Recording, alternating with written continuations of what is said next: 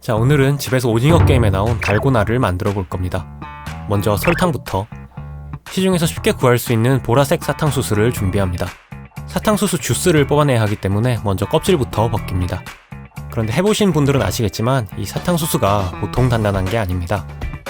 보통은 기계를 이용해서 통째로 으깬 뒤 주스를 넣는데 집에 그런 게 있을 리가 없으니 늘 그렇듯 수작업으로 껍질을 벗겨줍니다.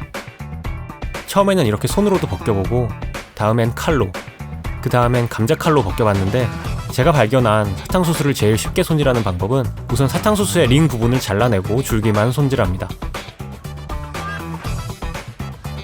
줄기의 가운데 부분은 감자칼로 껍질을 벗기고 양 끝 부분은 식칼로 정리하면 되는 겁니다.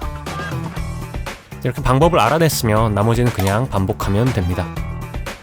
저는 사탕수수 10kg를 주문했는데 손질하다 보니 손목이 너무 아파서 절반 정도만 손질했습니다.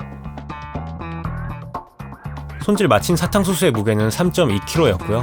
이제 이걸 착즙기에 들어갈 수 있게 다시 작게 잘라줍니다. 이쯤에서 주문해뒀던 작두가 배송돼서 여기서부터는 작두를 사용했습니다.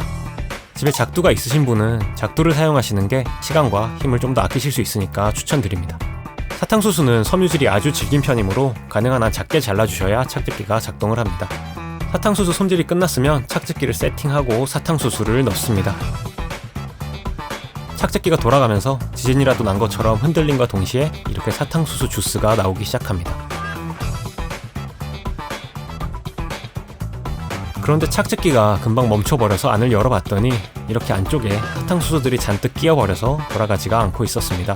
안쪽에 필터에도 사탕수수 섬유질이 잔뜩 붙어서 걸러내지를 못하고 있으니 필터를 긁어서 찌꺼기를 제거해줍니다. 사탕수수를 한 번에 많이 넣으면 아까처럼 막혀서 착즙기가 돌아가지 않으니까 욕심 부리지 말고 한 번에 한 주먹씩만 넣습니다. 이렇게 한번 돌릴 때마다 멈추고 필터를 꺼내서 찌꺼기를 긁어내 제거해줍니다. 이 과정이 시간이 제일 오래 걸렸는데 딱히 다른 방법이 없으니 어쩔 수 없습니다. 사탕수수 주스를 짜내고 찌꺼기를 긁어내고를 손질해뒀던 사탕수수가 다 떨어질 때까지 계속 반복합니다. 이렇게 해서 총 얻은 사탕수수 주스의 양은 대략 1.3L 정도 됩니다. 채를 통해 큰 이물질을 한번 걸러줍니다. 렌즈에 불을 켜고 주스를 약간 덜어낸 뒤에 준비해뒀던 산도 측정계로 주스의 산도를 잽니다. 이 사탕수수 주스의 산도는 pH 5 정도로 약산성인 거를 볼 수 있습니다. 이 주스에 수산화칼슘을 넣어서 중성에서 약 알칼리성 정도로 중화시킨과 동시에 주스 안에 들어있던 미세한 불순물을 마저 걸러낼 겁니다.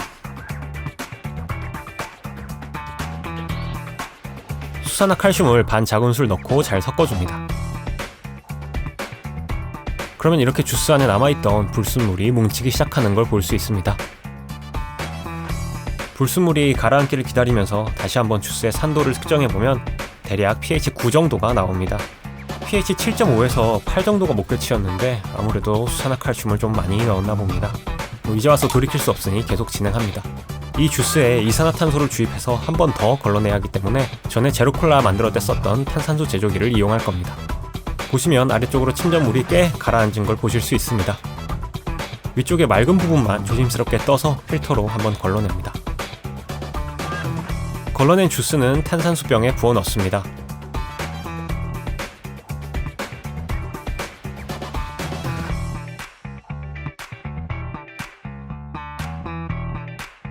준비가 다 됐으면 주스에 이산화탄소를 주입합니다. 이 과정에서 주스 안에 남아있을지도 모르는 수산화칼슘을 탄산칼슘의 앙금 형태로 바꿔서 걸러내기 쉽게 만듭니다.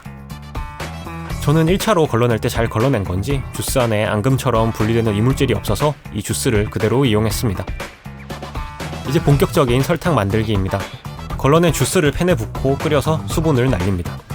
주스가 끓기 시작하면 약불로 줄인 뒤에 계속 저어가면서 끈적한 시럽이 될 때까지 주스 안에 있는 수분을 제거합니다. 주스가 시럽 형태가 되면 이 시럽을 상온에 식혀둡니다. 이 시럽을 오래 식히면 식힐수록 설탕 결정이 잘 형성되는데 저는 시간 관계상 1시간 정도만 식혔습니다.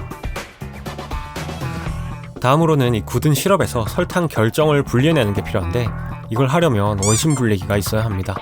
그런데 일반 가정에서 그런 게 있을 리가 없으니 저는 아까 사용했던 착즙기를 이용해서 시럽에서 설탕 결정을 분리할 겁니다. 보시면 일단 착즙기도 원심 분리기의 원리를 사용하고 있습니다. 이 안에 시럽을 넣고 착즙기를 작동시키면 이렇게 원판이 돌아가면서 입자가 작은 수분은 밖으로 빠져나가고 입자가 큰 찌꺼기들은 이렇게 필터에 걸러지는 원리인데, 이걸 이용해서 시럽의 수분은 밖으로 빼내고 설탕 결정은 안쪽의 필터에 맺히게끔 하는 계획입니다. 착즙기를 조립하고 안에 식은 시럽을 넣습니다. 지금 저는 잘 보이라고 이렇게 시럽을 넣고 있는데, 집에서 하실 때는 그냥 일반적으로 사용하시는 것처럼 착즙기를 다 조립한 후에 투이코를 통해서 넣으시면 됩니다. 30초 정도 작동을 시킨 뒤에 멈추고 열어서 확인을 해보면 이렇게 필터에 설탕 결정이 맺힌 걸 볼 수 있습니다.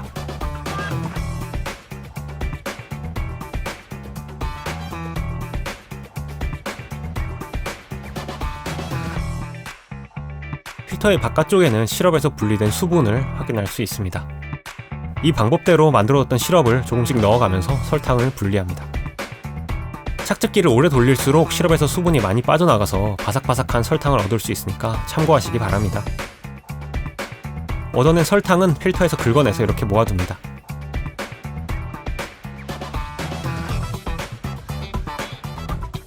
아직 수분이 완전히 빠져나가지 않아서 서로서로 좀 뭉쳐있는 걸 볼 수 있는데, 이걸 돌절구에 넣고 갈아서 가루 형태로 만듭니다. 이렇게 집에서 사탕소스로 설탕을 만들었습니다. 설탕은 준비됐으니까 이제 달고나를 만들 차례죠. 국자에 설탕을 적당량 넣고 약불에서 설탕을 녹입니다. 설탕이 충분히 녹으면 렌지에 불을 끈 뒤 베이킹소다를 나무젓가락에 찍어서 녹은 설탕에 넣고 잘 섞어줍니다. 준비해뒀던 설탕 뿌린 접시에 달고나를 넣고 누르개로 납작하게 누른 뒤에 쿠키 커터로 꾹 눌러서 모양을 내줍니다.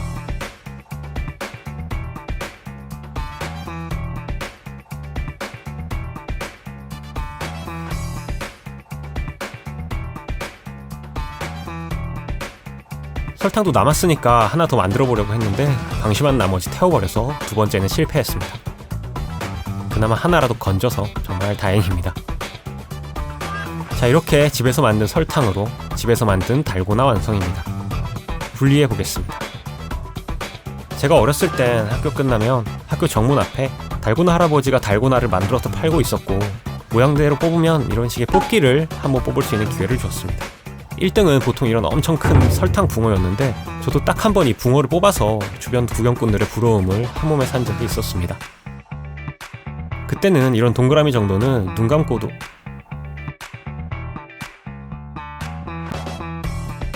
자, 오늘은 이렇게 집에서 설탕을 만들어서 달고나 놀이를 해봤습니다. 오징어 게임 덕분에 오랜만에 옛 추억도 돌이켜볼 수 있었네요. 날이 많이 쌀쌀해졌습니다. 여러분도 이번 주말에는 따뜻한 집에서 저처럼 달고나를 만들어 보시는 건 어떨까요?